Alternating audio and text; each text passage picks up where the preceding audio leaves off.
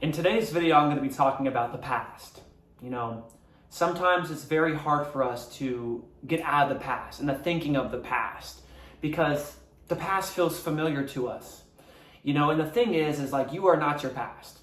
And also, you have to understand that the past is what's made you and what has shaped you.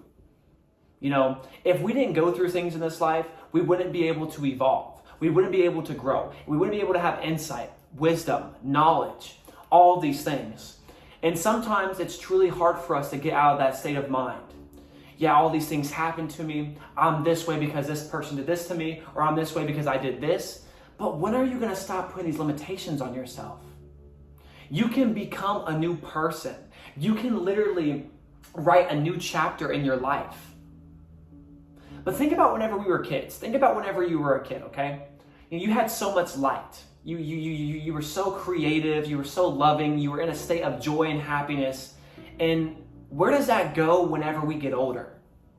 Because then we're starting to live for the world. We start to indulge in worldly things, whether that be with drugs, substances, whatever it may be, any type of addiction.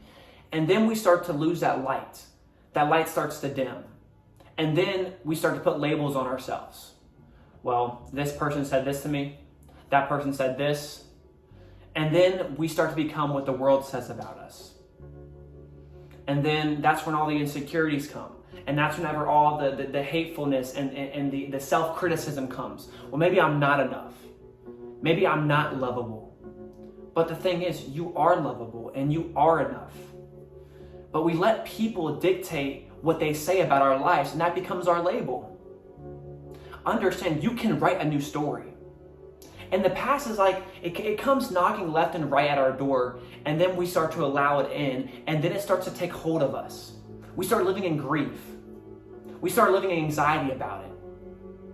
That's not you anymore. It's not you anymore. Let me tell you something. What is one piece of advice you would give your younger self from what you know now? And the beautiful thing is, we are all dealt with different cards. Okay, yes, maybe you grew up in poverty, or maybe you grew up in wealth. But if you're a person that grew up in poverty, and then we start to live in a scarcity and poverty mindset.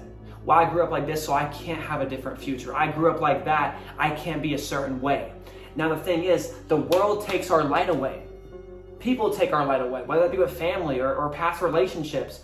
And they say all these things and then we start to have these limitations on ourselves.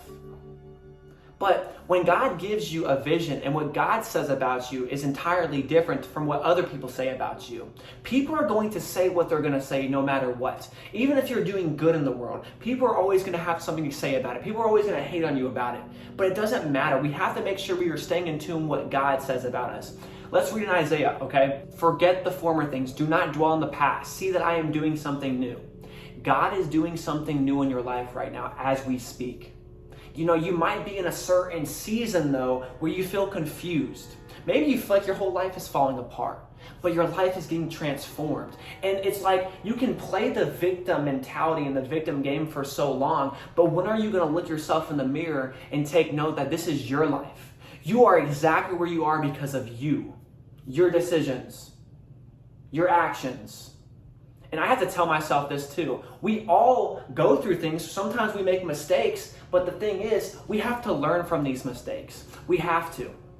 And the thing is, life would be so meaningless if there was no growth, if there was no pain, if there was no suffering. With suffering gains strength, and we can put on the armor of God through times of weakness, through times of struggle, and God will give us peace. Now, as we are adapting the new mindset as, look, I don't know what's going on in my life, but God, I trust you. I trust you. And the thing is, whenever we overfixate on a problem, and then we overfixate on this overthinking pattern, we start to suffer. Control what you can control. Let go of what you cannot control, and just give it to God. God, I don't know what's happening right now, but you got it. And then just keep going, just keep rebuilding. Do what you can. At least you're trying. At least you're trying. But it's so hard for us to let go sometimes because we're scared of growth. We're scared of growth. We don't know what's in the unknown. We don't want to take the leap of faith because we're scared. But You never know. What if that leap of faith that God has been telling you to go and do, that you're just neglecting and you're throwing to the side, could be the game changer, could be the life changer? You don't know until you try. Okay, you fail. Okay, everybody fails. And then whenever we do get into a state of failure, we start to put that label on us. I am a failure. I can't do this. And you're telling yourself this. You know, dreams can stay on the pillow, and you can dream about it all you want. But until you just take the leap of faith, and it's going to remain a dream. God has given you this gift and this vision for a reason. Stop listening to what other people say and stop allowing people to have so much labels onto you. God says who you are. And you can do it. You have beautiful qualities. You have beautiful gifts. But don't throw them down the drain because you're worried about people's expectations of you. And the thing is, you can't please everybody. And people pleasing is so hard sometimes when you're a Christian because you want to treat people with kindness, love, and you want to be there for everybody. But sometimes you can't be there for everybody. Think about it like this. If you're neglecting yourself and you're letting people walk over you, then you're basically hurting yourself. Sometimes, even Jesus set boundaries with people. It's okay to set boundaries. But if you neglect yourself, you are going to feel in a state of just dissatisfaction, worry, low self-esteem. You have to put energy into yourself before you can put energy into other people. Where the energy goes, the energy flows. It's time to let go.